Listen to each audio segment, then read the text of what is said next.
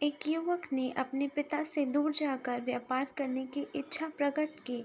पिता ने स्वीकृति दी तो वह अपनी गर्भवती पत्नी को माँ-बाप के ज़िम्मे छोड़कर व्यापार करने चला गया। परदेश में मेहनत से बहुत धन कमाया और वही धनी सेठ बन गया। 17 वर्ष धन कमाने में बीत गए तो संतुष्टि हुई और वापस घर लौटने की इच्छा हुई। पत्नी को पत्र लिखकर आने की सूचना दी और जहाज़ में बैठ गया। उसे जहाज़ में एक व्यक्ति मिला जो दुखी मन से बैठा था। सेठ ने उसकी उदासी का कारण पूछा तो उसने बताया कि इस देश में ज्ञान की कोई कद्र नहीं है। मैं यहाँ ज्ञान के सूत्र बेचने आया था, पर कोई लेने को तैयार ही नहीं है। सेठ ने सोचा, इस देश में मैंने बहुत धन कमाया है और यह मेरी कर्म भूमि है, इसका मान रखना चाहिए। उसने ज्ञान के सूत्र खरीदने की इच्छा जताई। उस व्यक्ति ने कहा, मेरे हर ज्ञान सूत्र की कीमत 500 स्वर्ण मुद्राएं हैं। सेठ को सौदा तो महंगा लग रहा था, लेकिन कर्म भूमि का मान रखने के लिए 500 स्वर्ण मुद्राएं दे दी। व्यक्ति ने ज्ञान का पहला सूत्र दिया, कोई भी कार्य करने से पहले 2 मिनट रुककर सोच लेना। सेठ ने सूत्र अपनी किताब में लिख लिया। कई दिनों की यात्रा के बाद रात्रि के समय सेठ अपने नगर को पहुंचा। उसने सोचा, इतने सालों बाद घर लौटा हूँ तो क्यों न चुपके से बिना खबर दिए सीधे पत्नी के पास पहुंचकर उसे आश्चर्य उपहार दूं।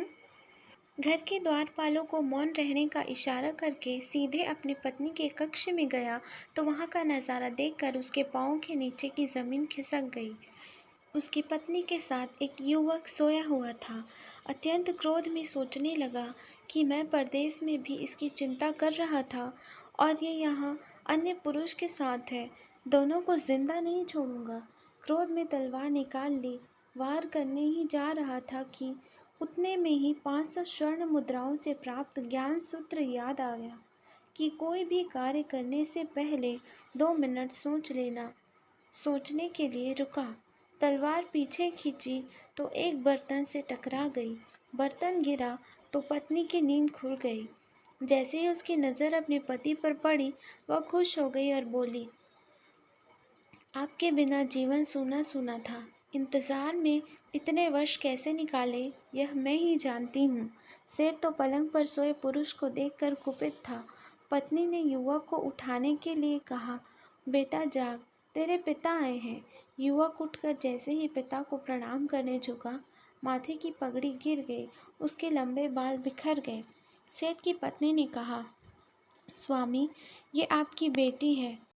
पिता के बिना इसके मान को कोई आँच न आए, इसलिए मैंने इसे बचपन से ही पुत्र के समान ही पालन पोषण और संस्कार दिए हैं। यह सुनकर सेठ की आंखों से अश्रुधारा बह निकली। पत्नी और बेटी को गले लगाकर सोचने लगा कि यदि आज मैंने उस ज्ञान सूत्र को नहीं अपनाया होता तो जल्दबाजी में कितना अनर्थ हो जाता। मेरे ही हाथों से मेरा निर्दोष परिवार खत्म हो जाता। ज्ञान का यह सूत्र उस दिन तो मुझे महंगा लग रहा था, लेकिन ऐसे सूत्र के लिए तो 500 स्वर्ण मुद्राएं बहुत कम है। ज्ञान तो अनमोल है।